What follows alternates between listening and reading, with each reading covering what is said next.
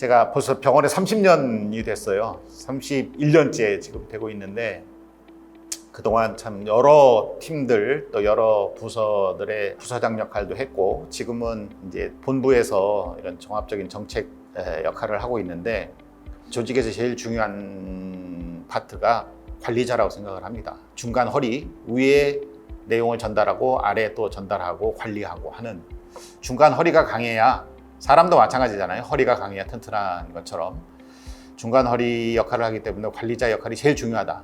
이건 뭐 두말할 필요가 없다고 생각을 합니다. 그런데 이제 관리자라고 생각을 했을 때 관리에 대한 부분을 생각을 해봐요. 관리라는 건 뭔가요? 무엇인가를 가지고 예를 들면 돈, 동물, 어떤 집, 뭐가 있다면 그걸 가지고 무엇인가를 문제가 안 생기도록 하거나 더 좋게 만들거나 또 남에게 뺏기지 않거나 훔쳐가지 못하도록 하거나 이런 여러 가지 종합적인 활동을 하잖아요. 그런데 그냥 유지하는 관리 활동이 있고요. 더 낮게 하는 관리 활동이 있어요. 그런데 그냥 지금처럼 똑같이 하면은 시간이 가면 갈수록 점점 낡아질 것이니까 퇴보하는 거죠. 결국 관리의 기본적인 역할은 더 낮게 하는 거예요. 지금보다 더 낮도록 점점 더 낮도록 하는 거죠. 중국 그 우화 중에 이런 게 하나 있습니다. 그 어떤 노인이 자기 며느리 3명을 불러놓고 60살이 됐을 때 쌀 한 대박씩을 줬어요. 이걸 가지고 10년 후에 내가 칠순이 됐을 때 내 잔치 때 니네들이 이걸 잘 관리해서 그 잔치 때 잘 쓸 수 있도록 해줬으면 좋겠다 해가면서 쌀 한 줌씩을 줬어요. 그랬더니 첫 번째는 이걸 갖고 뭘 하란 말이에요. 뭐 버렸어요. 두 번째는 뭐 할 것도 없으니 그냥 이따가 그대로 갖다 주자 이렇게 생각을 했고, 셋째는 이걸 가지고 투자를 했죠. 한 줌을 가지고 병아리를 사고 병아리를 산 것이 다시 알을 낳고 어쩌고 해서 돼지가 되고 뭐 등등 해서 10년 후에 갔더니 소 100마리와 돼지 200마리와 뭐 닭 1000마리를 데리고 왔더라. 근데 첫 번째는 다 버렸으니 아무것도 없더라. 두 번째는 그대로 쌀 한 줌을 다시 갖고 왔다라는 거죠. 뭐가 관리일까요? 세 가지 사례 중 당연히 세 번째가 관리가 되겠죠. 그래서 저는 관리자의 중요한 역할을 더 낮도록 한 것, 그거의 방법은 사람일 경우에는 부하를 잘 육성하는 것, 저는 이렇게 봅니다. 부하들을 잘 육성을 하고 관리를 해서 제대로 제 시간에 출근했느냐 아니면 퇴근 잘했느냐, 주어진 역할을 잘했느냐, 이런 것도 중요하긴 한데 이들이 향후에 내가 없을 경우 나보다 더 낮게 어떻게 일을 할 수 있도록 이들을 키울까, 이러한 어떤 육성에 대한 그런 의미가 관리자에게 정말로 중요하다는 거죠. 나보다 더 나은 나의 부하를 만드는 것이 첫 번째 의무다 이렇게 생각을 하고요.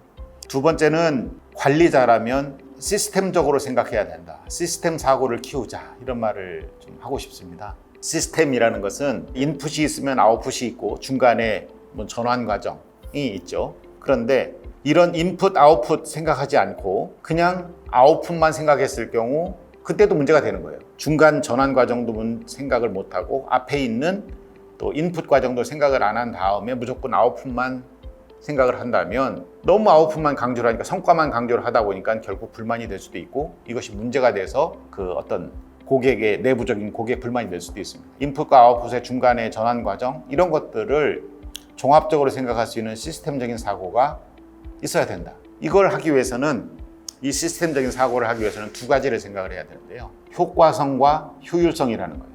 효과성과 효율성. 이거를 달리 표현을 하면 효과성은 좀 장기적인 거예요. 효율성은 단기적인 거죠. 장기적인 것과 단기적인 것은 정반대라고 생각할 수도 있는데 이 두 가지가 같이 가야 되는 것이 당연한 거예요. 반대가 아니라 사실은 절묘하게 이것이 교차가 되면서 두 가지가 잘 융합을 이루는 조직이 정말 성장하는 조직이고, 둘 중에 하나만 강조를 하는 조직 또는 그런 리더십은 실제로는 성공하지 못하는 리더십이 됩니다. 항상 이기는 리더십, 항상 이기는 조직이 되기 위해서는 장기적인 것과 단기적인 것이 조화를 이루어야 된다. 예를 들면 너무 단기적인 성과에만 매달려서 이 분기에 요거 해야 되는데 하면은 다음 달에 팔아야 될 것도 이번 달에 팔아가지고 남는 이익을 이번 달 성과에 딱 집어넣었어요. 근데 다음 달에는 없는 거예요. 미리 땡겨서 팔았으니까. 이번 달에는 성과가 좋은데 다음 달게 없잖아요. 이런 문제가 생길 수도 있고요. 이 지금 당장의 효과를 좋게 하기 위해서 고객들을 무시할 수도 있고요. 이게 안 된다는 거죠. 두 가지를 같이 생각해야 되는 거예요. 이쪽 효과적인 것만 너무 장기적인 것만 생각해야 된다면 지금 당장 코로나가 와서 난리인데 5년 후를 생각하는 거예요. 그러면 어떻게 해요? 너무 비현실적인 거잖아요. 중국말로 얘기하면 그 노자처럼 무욕, 무의 뭐 그런 거죠. 노자는 정말 좋은 말씀을 많이 하지만은 사실은 현실성이 없는 것이고, 공자는 현실성은 있지만 어떤 이상적인 거는 조금 노자보다 못하죠. 그래서 노자처럼 생각하되 공자처럼 행동하라, 이런 말이 있는 것처럼 효과성과 효율성, 이거를 잘 균형 있게 할 수 있는 것이 정말로 관리자에게 중요하다, 이런 말씀을 좀 드리고 싶고요. 또 다른 이런 시스템적으로 사고를 하고 또 부하를 키워야 되고 이런 것이 뭐지? 라고 잘 감이 안 잡히거나 조금 애매한다면 이런 프레임을 생각해 보는 거예요.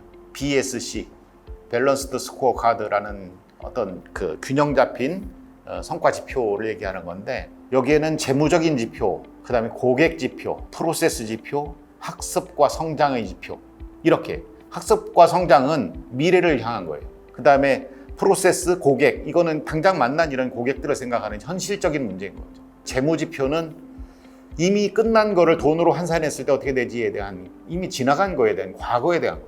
그러니까 현재, 과거, 미래, 이 세 가지를 골고루 생각하는 것이 균형 성과 지표다 라고 말씀드릴 수 있는데, 이런 밸런스드 스코어 카드처럼 우리에게 혹시 이 네 가지 관점 중에서 부족한 건 뭐지? 이렇게 생각하는 프레임.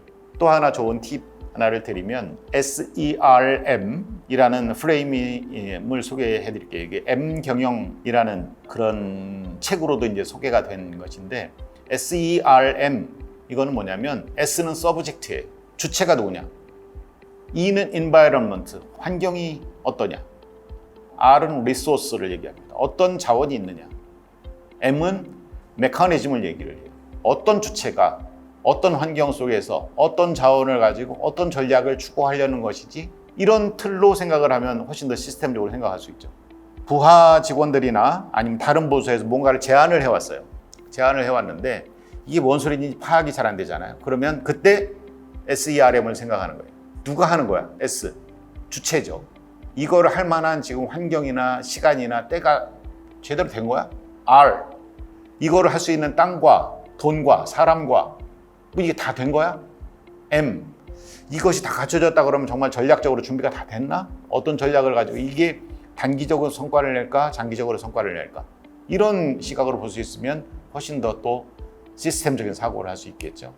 끝으로 관리자는 미래를 내다볼 수 있는 리더십, 아까 장기적인 것과 단기적인 균형을 갖춰야 된다고 말씀을 드렸지만, 이 두 가지를 균형을 갖추면서도 미래를 내다보는 리더십을 갖춰야 되는 이유가 뭐냐면, 지금 당장 하는 것은 관리죠, 관리. 미래를 내다보면 방향을 제시하는 건 리더예요. 우리는 관리자에서 이제 리더로 성장을 해야 됩니다.